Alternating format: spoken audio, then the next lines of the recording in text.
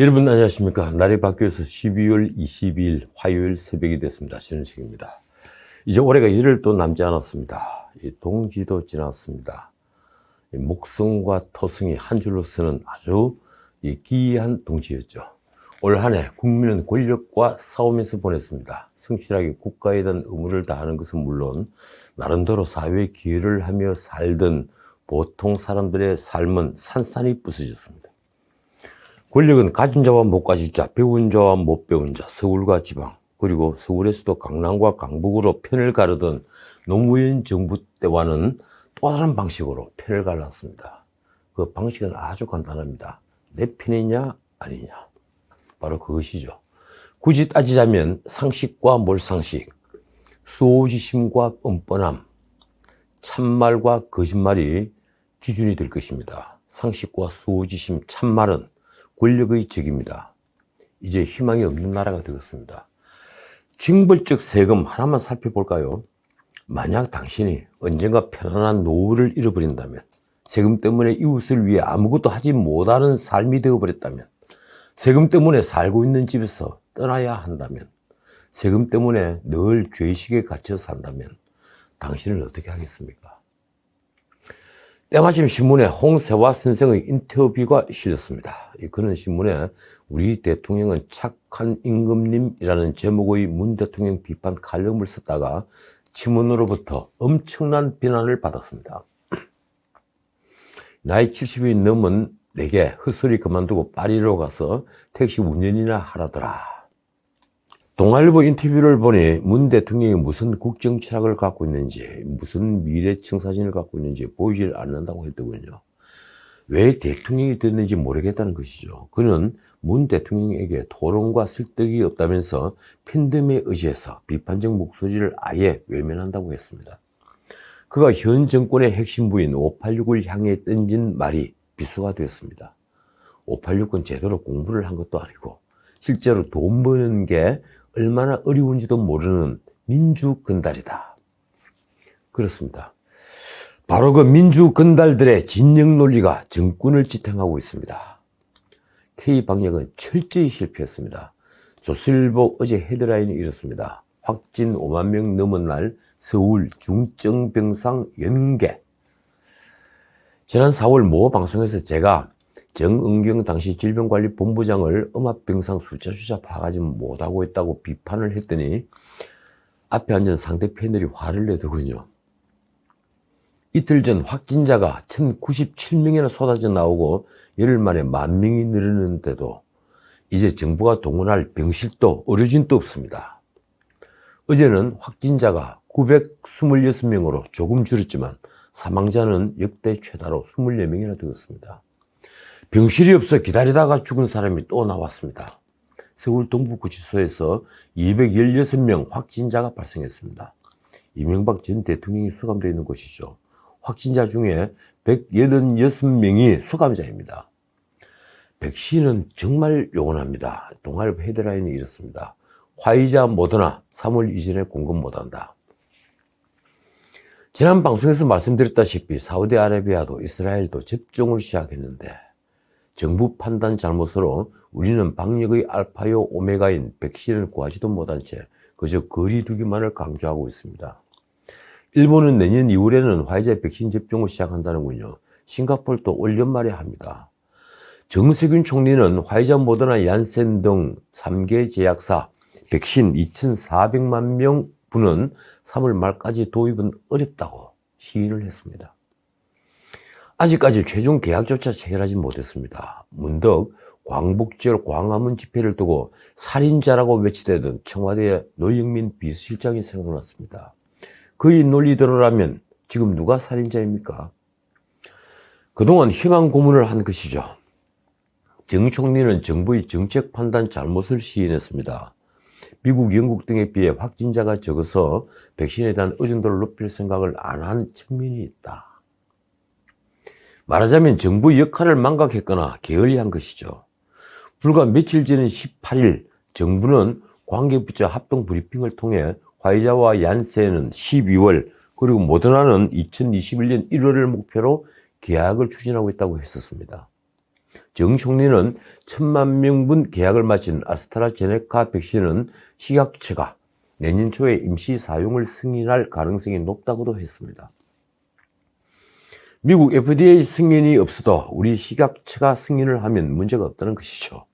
아스트라제네카 백신은 내년 1분기부터 공급된다지만 그건 구두 합의에 지나지 않습니다.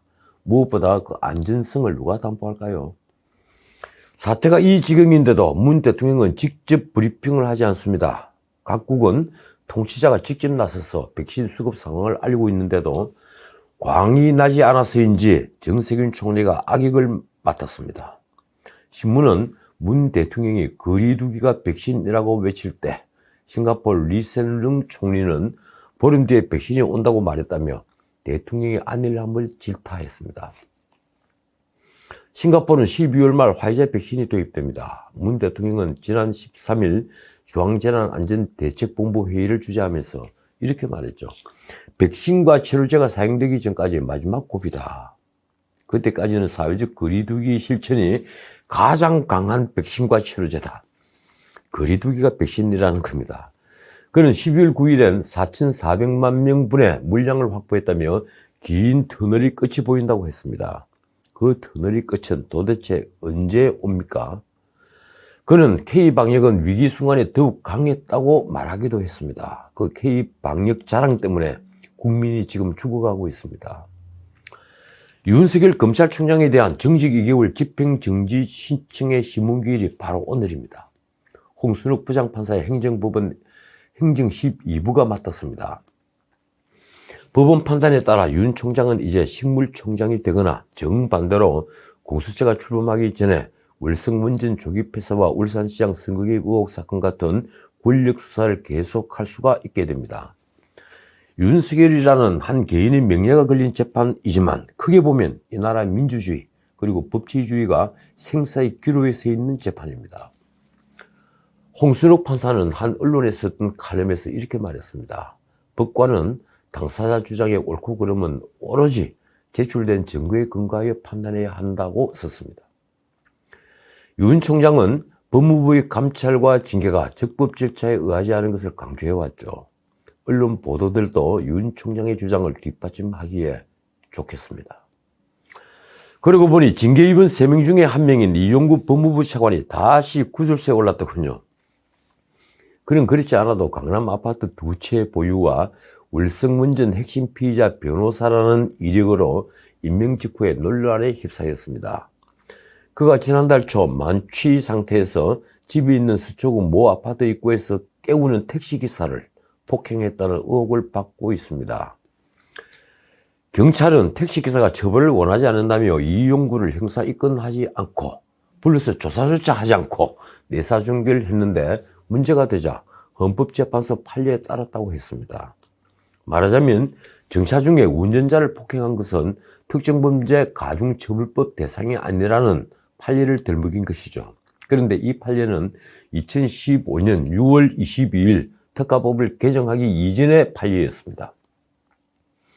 바뀐 특가법은 운전자가 여객의 성하차를 위하여 일시 정차한 경우도 포함한다고 법문에 적시하고 있습니다. 경찰이 법이 바뀐 것을 모를 일은 없을 테니 사건을 덮었다는 의혹을 받게 된 것입니다. 누가 뒷배일까요? 이 차관은 당시 법무부 법무실장에서 물러난 지 6개월 되는 변호사 신분이 있는데 아직 별다른 해명을 내놓지 않고 있습니다. 죄송하다고는 했더군요. 당연히 시민단체의 고발이 이어졌는데 아마도 공수처가 신설되면 1호 사건이 될 수도 있겠습니다. 야당의 비평이 아주 재미있습니다. 문재인 정부 인사들은 하나같이 특권의식에 찌들어 불법행위마저 당당하게 행하는 듯 하다. 이런 사건이 있고 나서도 정부의 부름에 한 걸음에 달려와 다른 사람을 징계하겠다고 나서는 모습이 소름 끼친다. 저 역시 소름이 끼쳤습니다. 이틀 전엔 또 다른 추태가 드러났습니다. 이 차관이 지난 4월 법무실장에서 물러날 때 일종의 환송회가 있었던 모양입니다. 그 뒤에 밤 10시 윤 총장 집 근처에 있는 술집에서 벌어진 2차 술자리에서 윤 총장이 합류했는데 그 자리에서 듣기에 따라서는 폭언이 나왔습니다. 이렇습니다. 형이 아니었으면 구기형 그렇게 안 돼서 수사를 왜 해? 구기형이라는 사람은 바로 조국 전 법무부 장관입니다. 이 차관이 따진 내용은 이렇습니다. 조국 압수수색은 정치수사였다. 표창장은 강남에서 돈 몇십만 원 주고 다들 사는 건데 그걸 왜 수사했느냐. 이런 말도 했다는군요. 형이 정치하려고 구기형 수사한 것 아니냐. 정말 귀를 심게 하는 말들입니다. 도대체 이 정도의 도덕심과 균형 감각을 가진 사람이 법무차관이라니 정말 할 말을 잃습니다. 유영구 차관이 개입된 윤 총장 징계가 무효로 될 이유는 하나 더 늘었습니다. 자, 다른 문제 짚어보죠. 안철수 대표가 20일 서울시장 선거에 출마를 선언했습니다. 휴일 나온 뉴스였죠. 그는 여러 차례 서울시장 출마를 거절해 왔는데 그가 이를 번복한 명분은 이렇습니다. 야권 단일 후보로 당당히 나서서 정권의 폭주를 멈추는 견인차 역할을 하겠다. 그는 대선을 포기한 배경을 이해해달라면서 반드시 선거에서 이겨서 정권 교체의 교두보를 확보하겠다고 했습니다. 말하자면 정권 교체를 위한 자기 희생인 것을 은근슬쩍 강조한 것이죠. 그는 결자 해제하라는 원로들이 충정어린 말씀이시다면서 참으로 송구스러웠다고도 했습니다. 말하자면 2011년 자신이 박원순 전 시장에게 후보 자리를 양보한 것을 다시 상기시킨 겁니다. 그가 내세운 건 예의, 중도신용 정치로 합리적 변화와 계획을 실천하자는 것입니다. 듣기에 따라서는 대단한 공부가 된 듯한 말이죠. 그런데 저는 아직 그가 지난번 미국에서 돌아온 뒤에 언뜻 보였던 정책과 행보가 결코 합리적 변화라고 생각하지 않습니다. 중도신용 정치 같은 말은 매우 공허한 정치인들의 상투적인 거짓말입니다. 그런데도 안 대표의 이 말만은 저도 믿고 싶습니다. 지난 9년간 시정을 사유화한 세력들이 책임을 묻겠다. 시민을 속이는 정치는 사사치 찾아내서 뿌리를 뽑겠다. 안 대표는 야권 후보 단일화에 대해서 강한 의지를 보였습니다. 그동안 안철수를 곱게 보지 않던 국민의힘 김영윤과 물밑 대화가 있었던 걸까요? 언론은 그가 국민의힘 입당 가능성도 열어두었다고 썼습니다. 하긴 지금 국민의힘은 기본소득제와 경제민주화를 당 강령으로 놓고 경제규제 3법을 찬성까지 했으니 도저히 보수정당으로 볼 수 없을 정도로 왼쪽으로 갔습니다. 그러니 안 대표로서도 거부감이 별 들지 않겠죠. 안 대표는 국민의힘 입당 가능성을 이렇게 말했습니다. 열린 마음으로 이길 수 있는 최선의 가능성을 찾고자 한다. 그러자 민주당에서는 안 대표를 찰스형이니 이 변질자니 하면서 노골적인 조소를 보냈습니다. 김민석 의원은 끊임없이 말을 바꾸고 선거마다 출마하는 정치인으로 변모했다고 비꼬기까지 했습니다. 새정치민주연합 공동대표를 하던 시절에 수석 대변인이었던 유기용 의원은 작정하고 막말을 쏟아냈습니다. 마지막으로 충고한다. 흑꿈 꾸지 말라. 달리기를 하든 다시 연구를 하든 정치는 그만하라. 변질자의 예정된 말로는 결국 낙선이다. 그러고 보니 지금 야권에 있는 김종인, 안철수와 과거 김병준 비대위원장은 모두 민주당 쪽에서 넘어온 사람들입니다. 그들에겐 변질자이죠.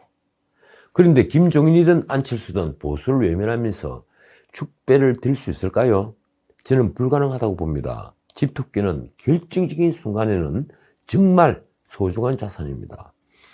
이념이 없으면 절대 좋은 정책이 나올 수 없습니다. 제가 안 대표의 중도 신령주의나 김종인이 하는 말, 중도로 외연을 넓힌다는 말을 믿지 않는 이유입니다. 자, 오늘은 여기까지입니다. 이 연말인데 길거리는 정말 스산합니다. 여러 신문에서 자영업자들의 고통을 전하고 있습니다. 제가 살고 있는 곳 인근인 홍대 앞 골목에 쇠락을 다룬 기사도 있더군요. 이 나라 중산층과 서민이 무너지는 소리가 들리는 듯합니다. 이 판에 국토부 장관 후보자인 변창흠에 대한 구설이 끊이지 않습니다. 동탄 임대아파트에 문 대통령을 모셔놓고 대통령 입맛에 아주 맞는 말만 하던 그가 임대주택 입주자를 못 사는 사람들이 왜 밥을 사 먹느냐는 비하성 발언을 한 게 알려지면서 서민들이 분노는 치솟고 있습니다. 게다가 그가 SH공사 사장 시절에 구역 스크린도 사고로 숨진 비정규직 노동자의 죽음을 두고 사실 아무것도 아니다는 식의 막말을 한 게 알려졌습니다. 노동자 단체의 반발이 거세자 민주당 안에서도 비판의 목소리가 나왔습니다. 이낙연 대표는 또 자제를 구하더군요. 솔직히 그런 말들은 변창흠이 민낯이 아니라 이 정권, 이 권력의 민낯입니다. 그런 민낯은 또 있습니다. 이 조선일보 보도를 보니 문 대통령의 아들 문준용 씨가 서울시에 긴급예술지원금을 신청해서 1,400만 원을 지원받았더군요. 본인의 개인 전시회 준비 명목이라고 합니다. 그는 지난 5월에는 파라다이스 문화재단 지원작가로 뽑혀 3천만 원을 받기도 했습니다. 그는 지원금을 제대로 쓸 수 있는 사람에게 준 돈이라고 반박했더군요. 왜 권력은 자제할 줄 모를까요? 그가 훌륭한 예술가든 아니든 권력자의 아들로서 당연히 해야 할 자제 말입니다. 지금까지 전은식이었습니다.